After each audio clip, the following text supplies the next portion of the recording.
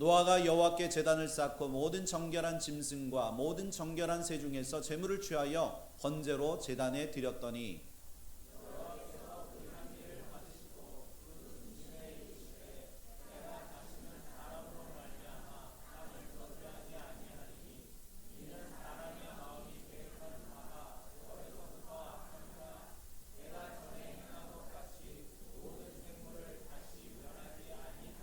다 같이 땅에 있을 동안에는 심음과 거둠과 추위와 더위와 여름과 겨울과 낮과 밤이 쉬지 아니하리라. 아멘.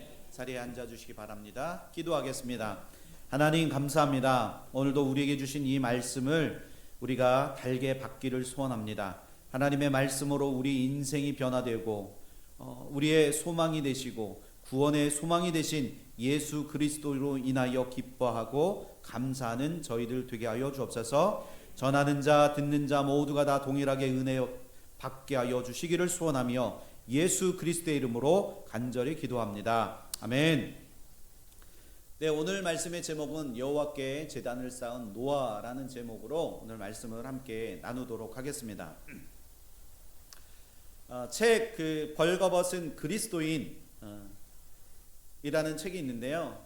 이 파푸아 뉴기니 미희 부족을 섬기는 선교사 부부의 이야기입니다. 미희 부족은 험한 산과 계곡으로 이렇게 다 그 지형들이 다 막혀 있어서 그곳 지형 자체가 굉장히 고립된 지역 중에 하나입니다. 그래서 이 지역은 특별히 옛날 그 과거에 오랫동안 식인 문화 속에서 살아온 그런 부족입니다. 이 책을 지은 저자 문성 그리고 이민아 선교사 부부는 이 정글 미 부족과 함께 살면서 이곳에서 복음을 전했다고 합니다.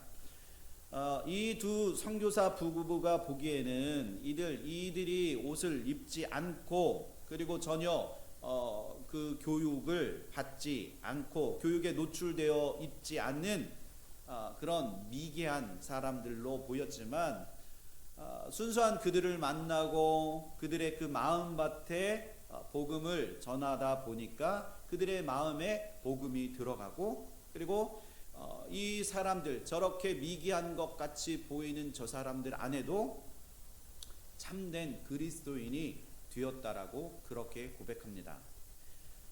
그러나 정작 원주민들보다 이 복음을 전하러 들어간 자신들을 들여다보고 저들을 통해서 내 내면을 들여다보니까 정작 자신들은 온갖 거짓과 이선으로 가득한 그 영적 원주민이 아니었나라는 생각을 하게 되었다고 합니다. 이 두 선교사님들이 전도했던 이 미 부족 안에는 여러분들도 아실 거라고 생각합니다. 죄라는 단어가 없다고 합니다. 죄라는 단어는 없고 나쁘다라는 말은 있어도 그 죄라는 말은 그 없는 이 부족민들에게 이 도덕과 윤리를 따르는 삶을 발견하기란 굉장히 쉽지 않았다고 합니다. 이 사진 속에 나타난 이 사람들을 보면 여러분들은 무슨 생각이 드십니까? 굉장히 무섭지 않나요? 네. 이 사람들의 얼굴을 보면 분명 인간의 그 겉모습은 그런 인간의 모습인데 속사람은 오히려 그 동물적인 그 근성만 있는 게 아닌가 하는 그런 생각이 들었다고 합니다. 그래서 이 그 선교사님 문성 선교사님은 이들을 바라보면서 이렇게 질문합니다. 죄의식이 없는 삶을 상상할 수 있겠습니까? 노아 때 심판을 받은 사람들의 삶은 어떠했을까? 그리고 소돔과 고모라가 이와 같지 않았을까? 이렇게 질문을 던집니다. 원주민들과 문화가 전혀 다른 곳에서 살다 온 자신들이 처음 그들과 함께 이곳에서 생활하면서 많은 부분이 혼란스러웠다고 합니다. 저도 그곳에 만약에 그냥 이렇게 아무것도 모른 채 가게 됐다면 아마 저도 굉장히 혼란스럽고 그리고 문화적으로 충격을 받을 거라고 생각합니다. 그러나 그들이 생각하기에 정말로 다행인 것은 시간이 지나면서 자신 안에 그들과 동일한 죄의식이 없는, 그리고 죄성을 본인 안에도 갖고 있음을 알게 되었다라고 그렇게 말하고 있습니다. 하나님은 노아 홍수 이후에 사람들에게 이제 더 이상 완전한 선을 기대할 수 없음을 아시고 사람들의 그 죄로 인해 땅을 저주하거나 이 땅에 있는 모든 생물을 멸하시지 않기로 작정하셨습니다. 하나님의 자비가 아니라면 벌써 심판받아 마땅한 존재가 바로 나이며, 그리고 이 자리에 함께한 우리들이라는 것을 우리가 한번 깊이 생각해 보았으면 좋겠습니다. 이 선교사 부분은 처음에는 죄가 무엇인지, 그리고 도덕적이고 윤리적인 삶이 무엇인지를 교육받은 것, 이것이 정말로 자신에게 있어서 너무 다행이다. 나는 교육받아서, 나는 좋은 환경에서 자라서 얼마나 감사한지 모른다라고 그렇게 생각하고 여겼지만, 그들과 함께 생활하면서 그들을 보면서 느낀 것, 이것이 이러한 생각이 얼마나 어리석으며 교만한 생각인지를 금세 깨달아 알게 되었다고 고백합니다. 문명의 혜택을 받지 못한 이 부족민들보다 우리가 조금 더 이런 선진 문명 속에서 산다고 그들보다 더 훌륭한, 그리고 더 나은 삶을 사는 것이 아니라는 겁니다. 그들보다 우리가 더 하나님 보시기에 의로운 삶을 사는 것이 아니라는 것을 우리가 조금이라도 느끼고 그것을 한번 고백했으면 좋겠습니다. 그래서 마틴 루터는 이렇게 고백합니다. 내 안에 죄악이 있음을 발견할 때마다 얼마나 감사한지요. 그는 새로운 죄성을 발견할 때마다 이 죄인을 구원해 주신 예수 그리스도를 그 만나는 감격을 그가 매일의 삶 속에서 그가 누렸다는 겁니다. 우리도 내 안에 있는 죄성이 들어갈 때마다 나의 구세주 대신 예수 그리스도를 날마다 찾아야 할 줄 믿습니다. 주님이 없는 삶이 아니라 나의 죄를 드러내고 나의 죄가 드러날 때마다 나를 구원해 주신 그 예수 그리스도로 인하여 만족하고 기뻐하고 감사하는 삶, 이것이 우리가 이 땅을 살면서 누릴 수 있는 하나님이 우리에게 주신 축복인 줄 믿습니다. 이것이 하나님이 우리에게 베풀어 주시는 긍휼이며 예수 그리스도의 십자가의 죽음과 부활의 능력이 되어질 줄 믿습니다. 하나님은 세상을 물로 심판하시고 다시 이제 이 새로운 세상을 시작하실 때, 이제 지금 오늘, 그리고 그 지난주에 말씀했던 것처럼 노아에게 나타나시고 노아에게 말씀하셨습니다. 그리고 노아에게 하나님이 어떤 하나님이신지 그에게 알려주셨습니다. 오늘 말씀에서 보여주신 그 하나님의 모습은 우리가 하나님의 자녀로서 이 세상을 살아갈 때 꼭 기억해야 하는 하나님의 속성인 줄 믿습니다. 이것을 우리가 제대로 알 때 우리가 이 죄악된 세상에서 이 구별된 하나님의 빛된 자녀로 우리는 살아갈 수 있게 됩니다. 그렇다면 하나님의 빛된 자녀에게 하나님이 원하시는 것이 무엇인지 오늘 이 말씀을 통해서 우리가 한번 살펴보기를 원합니다. 첫 번째는 하나님은 우리에게 예배 받으시기를 원하십니다. 믿으십니까? 무엇을 받길 원하신다고요? 예배. 우리의 삶의 예배뿐만이 아니라 이곳에서 함께 모여 하나님 앞에 예배하는 것을 받으시기를 원하신다는 겁니다. 우리 8장 20절 우리 한번 읽어보실까요? 시작.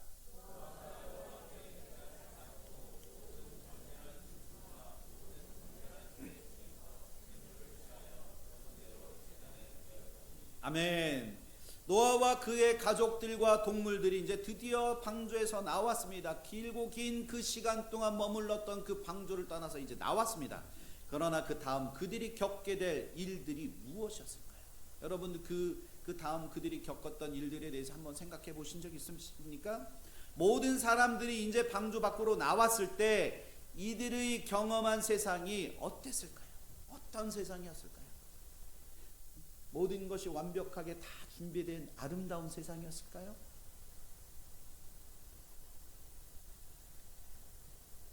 아무것도 준비되지 않은 그런 세상이었다는 겁니다. 1년간 물에 잠겼던 땅이 물이 다 빠진 후에 어떤 모습이었겠습니까? 지금 한국에 비가 갑자기 너무 많이 와서 지금 한국이 지금 물난리로 난리 북새통입니다. 그리고 청주 근처에 그 공항 KTX 공항 근처에 사람들이 고립돼서 12명이 죽고 지금 말도 아닌 일들이 지금 일어나고 있습니다. 아마도 이 1년간의 홍수를 마치고 방주 밖으로 나온 그들에게 있어서 그들이 바라본 세상은 아마 처참한 세상이 아니었겠습니까? 아마 그들이 보기에 너무 처참했을 것입니다. 모든 땅이 다 폐허가 됐을 것이고 그 어느 것 하나도 멀쩡한 것이 없었을 것이고 또한 그 속에서 희망을 찾기란 인간의 마음으로 인간의 눈으로 바라보기에 희망이라는 것을 찾을 수가 없는 그런 상황이었을 것이라는 겁니다. 하지만 방주에서 나온 노아는 자신과 그의 가족의 생존을 위한 몸부림을 전혀 치지 않았습니다. 먹을 것을 찾아 헤매거나 몸을 피할 집을 짓는 것에 몰두하거나 그리고 그러한 일들을 먼저 하지 않았다는 겁니다. 노아가 방주에서 나와서 처음 한 행동은 바로 하나님께 제단을 쌓고 번제를 하나님 앞에 여호와 하나님 앞에 올려드렸다는 겁니다. 그리고 모든 정결한 짐승과 새들 중에서 제물을 골라서 하나님께 번제를 드렸습니다. 그는 가장 먼저 제사를 통해서 하나님께 경배했다는 거예요. 하나님께 예배했다는 거예요. 우리가 기억해야 할 것 중에 하나, 정말 놀라운 것 중에 하나가 이 방주 안에 있는 동안 단 한 사람도 그리고 한 마리의 짐승도 병들어서 죽지 않았다는 겁니다. 놀랍지 않으세요? 놀랍지 않으십니까? 네. 1620년 그 영국에서 미국으로 건너온 그 메이플라워를 타고 온 사람들 중 그들이 영국에서 미국으로 들어오는 그 시간이 무려 66일이었습니다. 그런데 66일 동안 배를 타고 들어오면서 그 배 타고 있던 그 인구 절반이 그 오는 도중에 다 죽었습니다. 그런데 1년이 넘는 시간 동안 노아와 그의 가족은 그 누구도 예외 없이 건강한 몸으로 방주 밖으로 나왔다는 거예요. 놀랍지 않으십니까? 아마 그 메이플라워호보다 방주가 더 복잡했을 텐데 북적북적거렸을 텐데 그들은 한 사람도 병에 걸려서 죽지 않았다는 겁니다. 이걸 생각해 보면 너무나 감사한 일이었다는 겁니다. 노아가 얼마나 감사했을까요? 그 감사가 노아의 마음 안에 그냥 절로 나왔을 거라고 생각합니다. 그는 그 감사함으로 말미암아 땅을 밟자마자 하나님께 예배 드릴 수밖에 없었다는 겁니다. 그렇다면 우리의 감사는 하나님께 드리는 그 예배를 더욱 진실하게 세워갈 줄 믿습니다. 노아가 땅을 밟자마자 하나님께 번제를 드렸다는 것, 노아가 매 순간마다 얼마나 하나님 중심으로 살아왔는지를 잘 보여주고 있습니다. 그는 하나님과 동행하는 자였다고 창세기 6장 9절에 그렇게 기록합니다. 또한 창세기 7장 1절에 보면 하나님도 인정하시는 의로운 자답게 그의 신앙의 모습이 참된 신앙과 경건한 마음으로 하나님께 그는 제사를 올려 드렸을 거라는 겁니다. 이런 그의 제사는 하나님의 마음을 아마 흡족하게 했을 것입니다. 그래서 하나님은 다시금 지금과 같은 방식으로 이 세상을 결코 심판하시지 않겠다고 결심하셨다는 겁니다.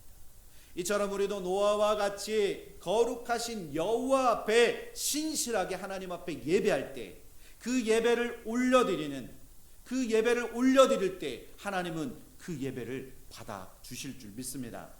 창세기 12장 7절에 보면 여호와께서 아브라함에게 나타나 이르시되 내가 이 땅을 내 자손에게 주리라 하신지라. 자기에게 나타나신 여호와께 그가 그곳에서 제단을 쌓았다고 성경 창세기 12장은 그렇게 기록하고 있습니다. 노아의 10대 후손인 아브람 역시 이 창세기 12장에 나타나는 하나님께서 아브람을 부르시고 나타나신 곳에 그가 제단을 쌓았단 말입니다. 그리고 야곱도 그를 지금까지 인도해 주신 여호와 앞에 그 갈 때마다 늘 제단을 쌓았습니다. 그리고 출애굽기 17장 15절로 보면 모세도 아말렉과의 전투에서 승리하고 제단을 쌓은 다음에 그 여호와의 이름, 여호와의 승리의 하나님, 여호와 니시, 승리의 하나님을 경배하였습니다.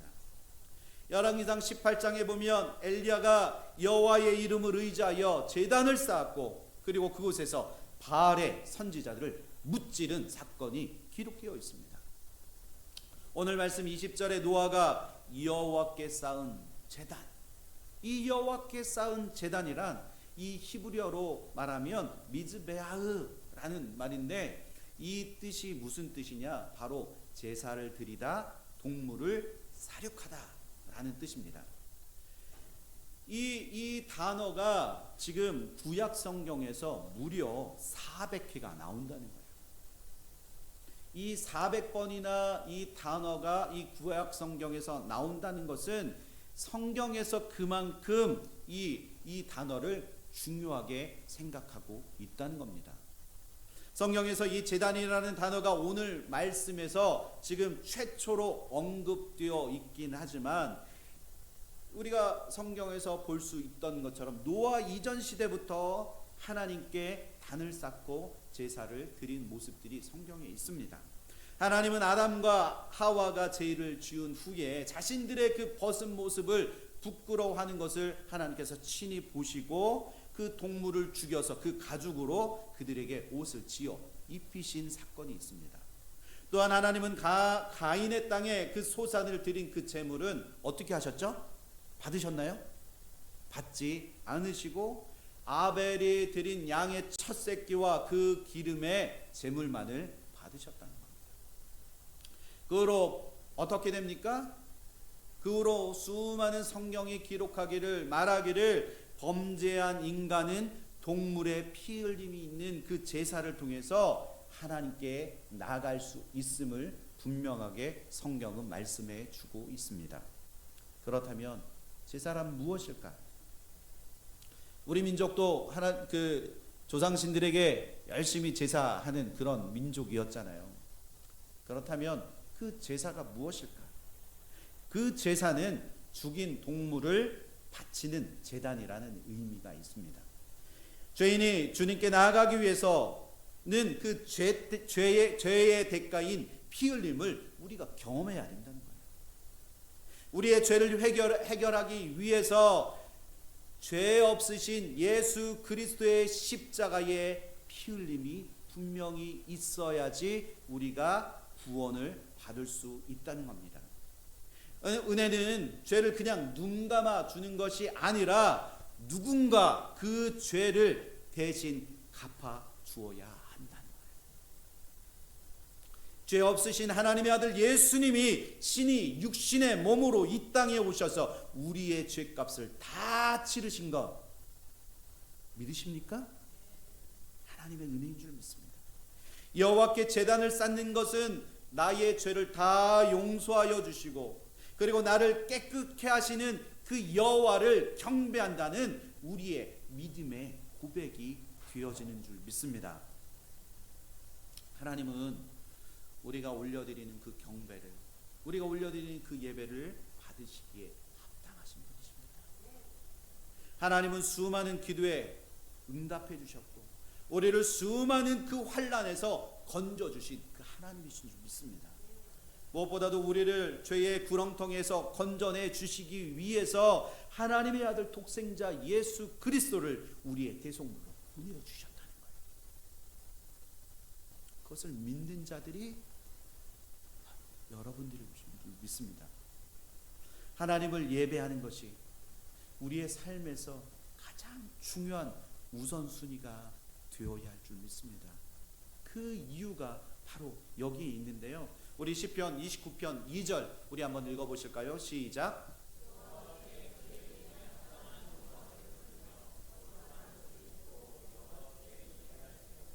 아멘. 믿으십니까? 자, 한번 잘 들어보세요. 하나님께서 우주를 만드셨습니다. 하나님은 수많은 행성 중에 하나를 생명이 유지될 수 있는 대기가 있는 공간으로 지으셨고, 그곳에 인간을 만드신 다음 인간들이 필요할 만한 모든 것을 다 제공하셨습니다. 그 후에 우리의 실수와 실패에도 불구하고 그분께서는 우리를 당신의 아들, 딸로 받아들이시며 주님의 가족이 되도록 초대하셨습니다. 이것이 우리가 그분을 경배해야 할 이유입니다. 우리가 여호와 하나님을 신실하게 예배해야 하는 이유가 분명히 있다는 겁니다. 노아는 세상을 심판하시는 그 하나님의 위엄과 그리고 자신에게 한없는 그 구원의 은혜를 베푸신 그 하나님을 지금 노아는 경험하고 있다는 겁니다. 그리고 그는 하나님께서 약속하신 그 그 약속을 신실하게 지키실 것을 그가 믿고 있다는 겁니다.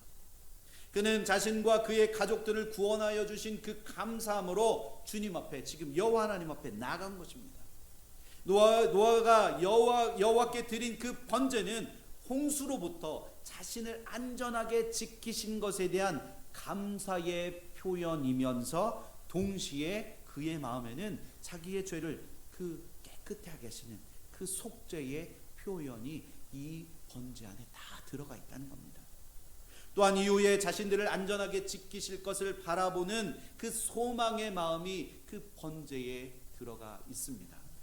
이 번제 하나가 바로 과거와 현재와 그리고 앞으로 우리에게 임할 그 구원의 그 은혜를 다 표현한 이 제단이라는 거예요. 지금 여러분들이 예배하고 있는 것, 그것이 과거와 현재와 미래의 그 모든 것을 다 담고 있다는 겁니다. 우리는 때때로 주일 예배에 참석하는 것만으로 그냥 예배 충분해 라고, 그리고 하나님 이것만으로 충분하다고 하나님을 이것이 충분해서 하나님을 예배하는 이것이 다 충분하다고 우리는 착각하며 살아갈 때가 있다는 겁니다. 많은 사람들과 이야기해 보면 이제 이 지난 팬데믹, 지난 3년간 있었던 그 일들에 관하여 이야기합니다.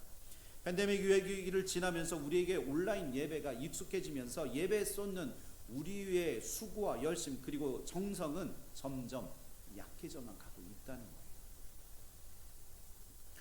하지만 하나님과 동행하는 성도에게 있어서 예배는 무엇보다 중요한 성도의 의무이며, 그리고 가볍게 생각할 수 없는 우리의 특권이 되어져야 할 줄 믿습니다. 많은 사람들이 그 온라인 예배에 너무 익숙해져다 보면 그냥 처음에는 열심히 옷도 갖춰 입고 그리고 그 예배에 집중합니다. 그러나 시간이 지나면 어떻게 되죠? 이렇게 잘 갖춰 입은 옷이 어느새 날 바라보고 있으면 파자마로 예배를 드리고 있는 그런 모습이 우리 안에 있다는 겁니다. 파자마 문제가 되지 않는다 할지라도 그 내면에 우리 마음 안에 있는 그 생각을 꺼집어내 보면 우리의 마음 안에 진정한 예배가 그 안에 들어가 있지 않다는 겁니다. 그 예배를 가볍게 생각하는 것이 아니라 예배를 정말 중요하게 생각하고 우리가 하나님 앞에 올려드려야 할 의무이며 우리가 하나님께 그 올려드리는 그 예배로 우리가 받는 그런 특권이라는 것을 우리가 깊이 생각해 보았으면 좋겠습니다. 그러므로 우리가 예배하는 일에 우리의 마음 그리고 우리의 정성을 다 쏟으시기를 소망합니다. 다시 예배를 위해서 최고의 수고와 헌신과 정성을 하나님 앞에 올려드리는 저와 여러분들 되시기를 예수 그리스도의 이름으로 축원합니다. 빛의 자녀된 우리에게 두 번째, 하나님은 우리의 진실된 예배와 은혜와 예배의 은혜와 축복으로 응답해 주시는 하나님이십니다. 우리 21절 한 목소리로 함께 읽어보실까요? 시작.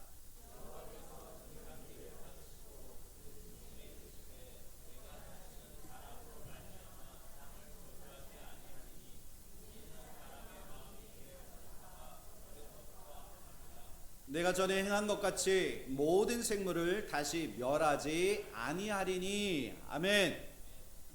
오늘 말씀 21절은 노아의 제사에 대한 여호와 하나님의 반응에 관하여 지금 보여주고 있습니다. 여호와께서 받으신 그 향기는 여호와를 위한 향기로운 냄새라는 그 개념과 지금 연결되어지고 있습니다. 이 말씀이 어디에 나오냐? 레위기서 그 1장 9절에 나오는데요. 우리 한번 읽어보실까요? 시작. 제사장은 그 전부를 제단 위에 불살라 번제를 드릴지라. 이는 화제라 여호와께 향기로운 냄새니라. 아멘. 이 말씀을 그 번역 성경으로 보면 이 향기를 향긋한 냄새 그리고 만족시키는 향기라고 번역하고 있습니다. 하나님이 향기를 받으셨다는 것은 노아가 올려드린 그 제사를 받으셨다는 거예요.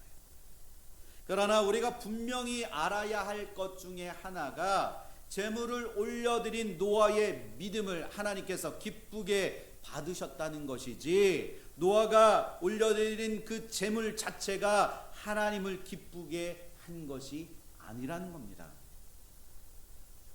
믿음이 없는 제물은 그것이 아무리 풍성하고 값비싼 것이라 할지라도 하나님을 기쁘게 할 수 없다는 거예요. 믿으십니까? 우리가 오늘 이 자리에 나와 예배할 때 우리는 어떤 마음으로 이 자리에 나오십니까?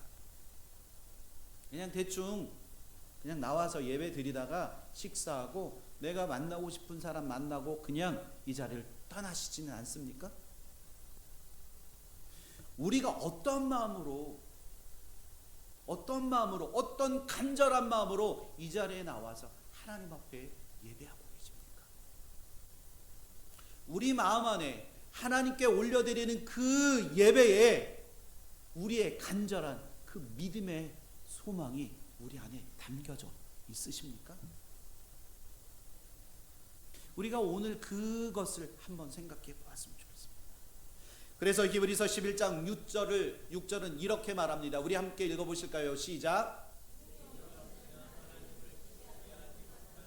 하나님께 나아가는 자는 반드시 그가 계신 것과 또한 그가 자기를 찾는 자들에게 상 주시는 이심을 믿어야 할지니라. 아멘. 믿으십니까? 노아는 믿음으로 하나님을 경외하였고, 그리고 보이지 않는 하나님의 일의 명령을 따라서 방주를 준비하였다고 히브리서는 그렇게 기록하고 있습니다. 그래서 결국 노아는 어떻게 됩니까? 그가 하나님의 말씀에 믿음으로 반응하고 순종했을 때 그의 집이 구원을 받게 됩니다.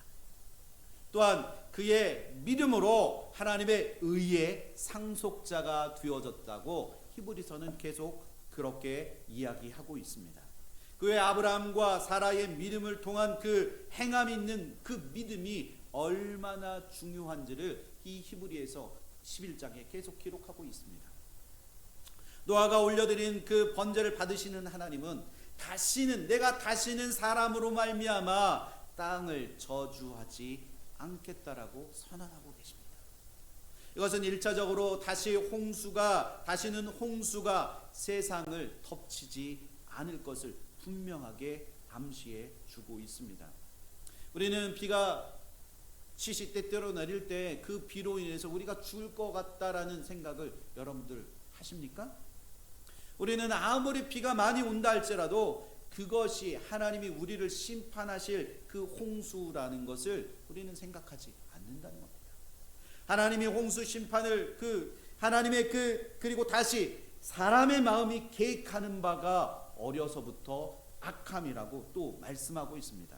하나님의 홍수 심판을 내리신 이유, 하나님이 사람에게 그 홍수 심판을 내리신 이유는 창세기 6장 5절의 말씀처럼 그 마음으로 생각하는 모든 것이 항상 악할 뿐임을 보셨기 때문에 홍수로 심판하셨다는 거예요.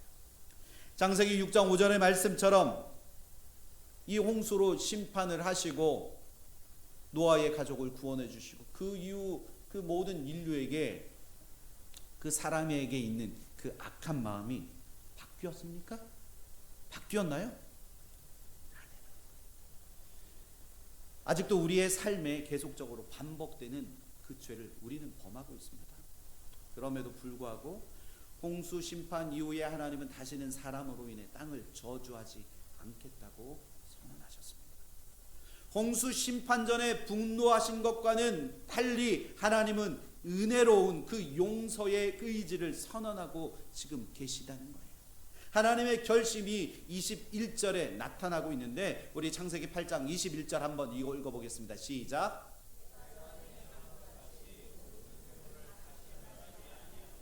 아멘. 아멘. 하나님께서 말씀하시길 내가 전에 행한 것 같이 모든 생물을 다시 멸하지 않겠다고 하나님께서 그렇게 말씀해 주셨습니다.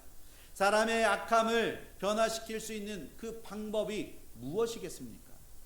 바로 예수 그리스도를 믿음으로 노아와 같이 의인의 삶을 살게 될 때 우리의 악함이 변화되게 되어질 줄 믿습니다. 그리고 구원에 이르게 될 줄 믿습니다. 하나님의 약속은 늘 신실하십니다. 믿으십니까? 노아의 믿음과 행실을 통해서 그를 구원해 주시고 다시는 물로 심판하지 않을 것을 우리에게도 약속해 주셨습니다. 하나님께서 노아의 제사를 통해서 그리스도의 희생 제물을 향기로운 제물로 받아 주실 것을 약속하셨습니다.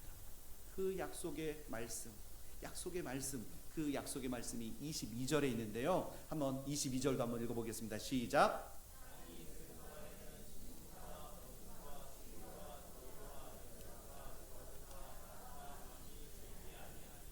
자, 22절에는 하나님이 땅에 있을 동안에 우리가 땅에 있을 동안에 하나님의 섭리가 규칙적인 시간과 계절의 연속을 소중하게 지켜주실 것을 약속하십니다.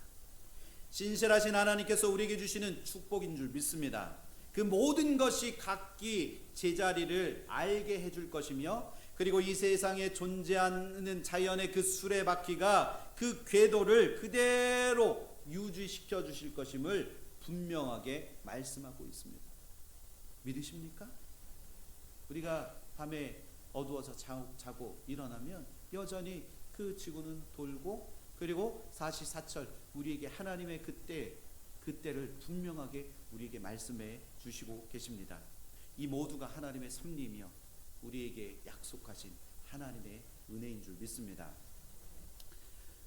저는 2011년도에 이제 아내랑 2010년도에 결혼하고 그리고 아내랑 결혼해서 이제 아내와 함께 미국으로 돌아왔습니다.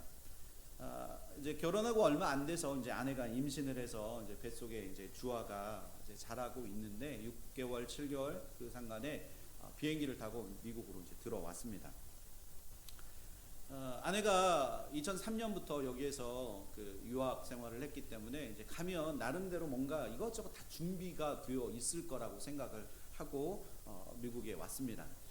그런데 막상 와 보니까 그 짐들이 다 어디로 다 사라져 버린 거예요.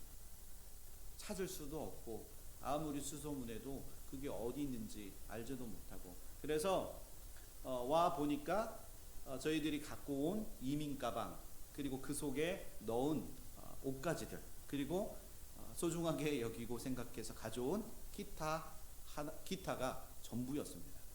아무것도 없었습니다.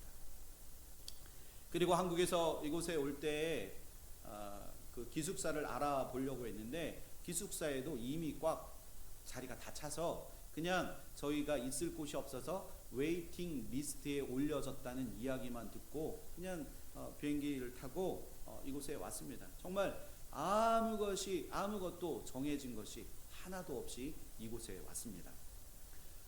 그날 이제 공항에서 저희를 라이드해 주신 그 이제 전사님, 지금 목사님 되셨지만 그분과 함께 전도사님 댁에서 잠을 자고 이제 밤에 잠을 자는데 잠이 안 오더라고요. 잠도 안 오고, 그리고 저에게 펴준 에어 매트리스는 점점 꺼져가서 그 바닥이 제 허리에 닿았더라고요. 엉덩이에 닿았더라고요.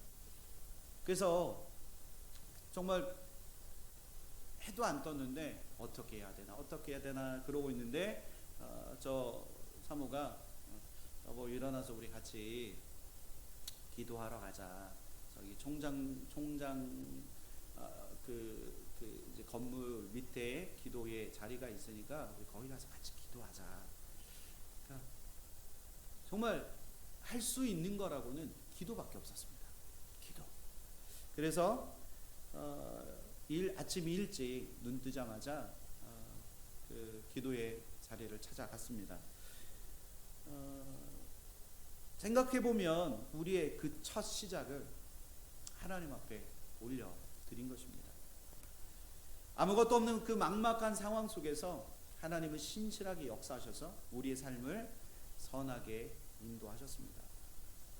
그 뒤로 물론 그 뒤로도 우리의 힘으로 할 수 없는 것들이 할 수 있는 것보다 할 수 없는 것들이 더 많았습니다.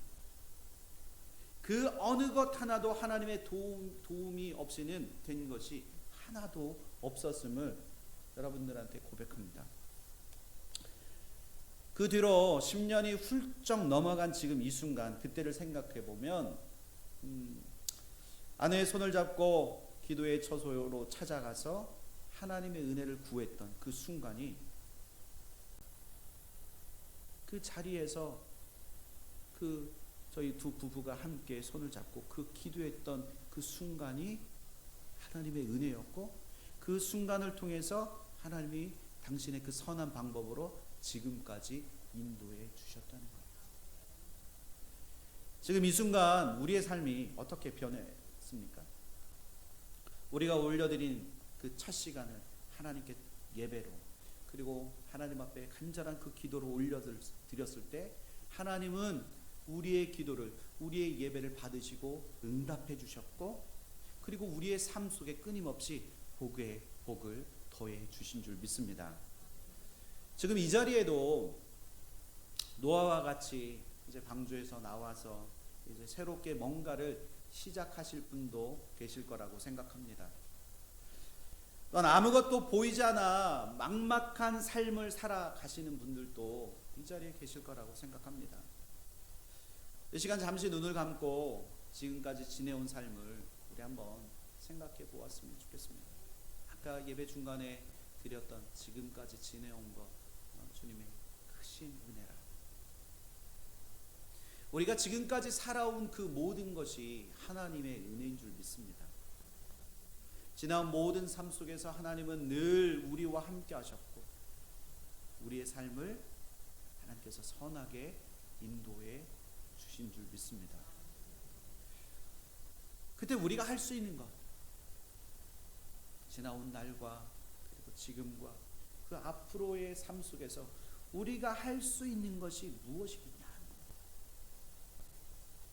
우리가 할 수 있는 것, 우리를 지금까지 주님의 은혜로 우리를 인도해 주셨던 그 하나님 앞에 우리의 마음을 담아서, 우리의 그 정성을 다 우리의 삶에 다 올려드려서 거룩한 향기로운 제사를 여호와 하나님 앞에 올려드리는 것인 줄 믿습니다.